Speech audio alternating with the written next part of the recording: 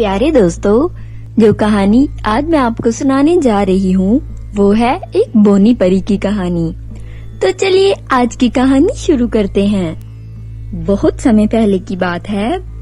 परी देश में एक प्रीति नाम की बोनी परी रहती थी। हाइट बहुत ज्यादा कम होने की वजह से उसे बहुत ज्यादा परेशानियों का सामना करना पड़ता था।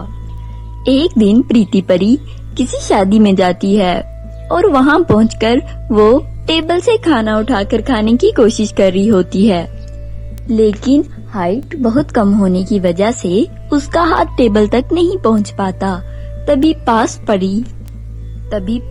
खड़ी एक परी जानबूझकर उसके ऊपर गरम खाना गिरा देती है, जिससे प्रीति का चेहरा जल जाता है और वो जोर जोर से रोने लगती है। मुझे बहुत दर्द हो रहा है। तुमने मेरे चेहरे पर क्यों खाना गिराया? देखो मेरा पूरा चेहरा जल गया है। अरे तेरी हाइट बहुत छोटी है, इसलिए तेरा हाथ नहीं पहुंच पाया तो खाना तेरे ऊपर गिर गया। तुझे यहाँ आना ही नहीं चाहिए था। ये बिल्कुल ठीक कह रही है। तुम्हें यहाँ आना ही नहीं चाहिए था। वो देखो गरम पूरियाँ बन रही हैं, उनका तेल भी तुम पर गिर सकता है। क्यों, ठीक कहा ना मैंने? उसके बाद प्रीति बहुत ज्यादा दुखी हो जाती है और रोते रोते वहाँ से घर वापस आ जाती है। वहीं दूसरी तरफ उसकी दोनों सौतेली बहनों ने घर उसका जीना हराम कर रखा था। प्रीति, बारिश का मौसम आ गया है। हर साल की तरह इस साल भी जंगल के तालाब में ताजे फूल तैयार हो गए होंगे। तू जादुई फूल जाकर तोड़ कर ले आ। हम उन जादुई फूलों की सब्जियां खाएंगी। दीदी, मैंने सुना है वहाँ जादुई फूलों की रक्षा करने के लिए मगरमच्छ रहते हैं। अगर मैं वहाँ गई तो वो मुझे मारकर खा जाएंगे। नहीं, मैं वहाँ नहीं जाती। देख, हमने तुझे अपने घर में इसलिए रखा है कि तू नौकरानी के काम कर सके। अगर तूने ज्यादा होशियारी दिखाई तो मैं तुझे यहाँ से धक्के मारकर बाहर निकाल दूंगी।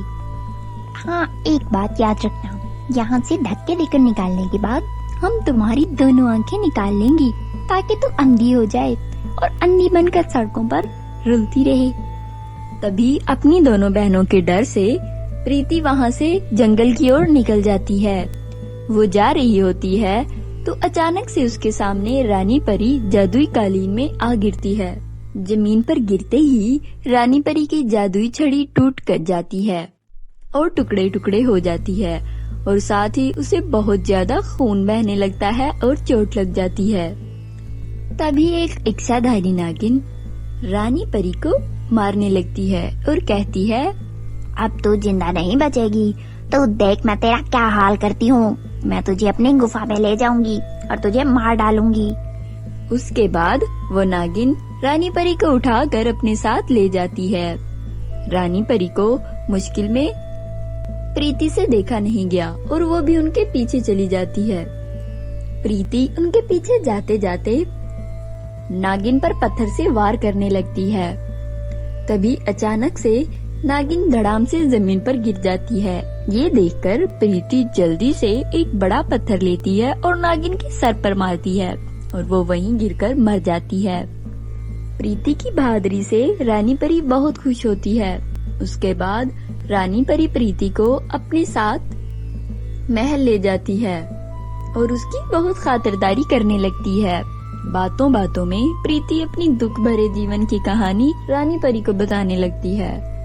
तुम चिंता मत करो, मैं आज ही तुम्हारी जिंदगी हमेशा के लिए बदल दूंगी। उसके बाद रानी परी अपनी जादुई छड़ी से उस छड़ी को जोड़ती है और जादुई सरवर प्रकट कर देती है और रानी परी अपने जादू से प्रीति की हाइट लंबी कर देती है और उसकी हाइट दूसरी परियों की तरह लंबी हो जाती है और वो बाकी परियों से बहुत ज्यादा सुंदर हो जाती है। ये देखकर प्रीति की खुशी का ठिकाना नहीं रहता। तभी वहाँ पर रानी परी का बेटा आ जाता है। प्रीति की खूबसूरती देख उसकी तो खुशी का ठिकाना नहीं रहा। अरे माँ, ये इतनी खूबसूरत परी कौन है? तुमने मुझे पहले तो कभी नहीं दिखाई है। माँ, तुम मेरी शादी करवाना चाहती थी ना? इस लड़की से करवा दो, ये बहुत सुंदर है। ये परी बहुत पसंद आई है मुझको। ये सुनकर रानी परी बहुत खुश होती है और फौरन प्रीति की शादी अपने बेटे से करवा देती है। इस तरह प्रीति की जिंदगी एक पल में बदल जाती है और वो महल में राज करने लगती है।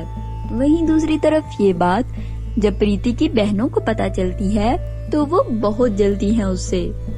अरे ये क्या हो गया, अब वो रानी बन गई है, अब वो पूरी जिंदगी वहाँ ऐश करेगी, ऐश। मुझसे ये बर्दाश्त नहीं हो रहा। तू चल, हम उसको जान से मार देती हैं। तुम बिल्कुल ठीक कह रही हो, मैं भी यही सोच रही हूँ। फिर दोनों बहनें चुपचाप महल में जाती हैं और छुपकर प्रीति के कमरे में चली जाती हैं। वो सो रही होती है तो एकदम से उस पर दोनों बहनें चाकू से हमला कर देती हैं। लेकिन तभी उस कमरे में मौजूद जादुई बिल्ली प्रीति को बचा लेती है और अपनी जादुई शक्ति से वो उन दोनों बहनों की हाथ काट देता है।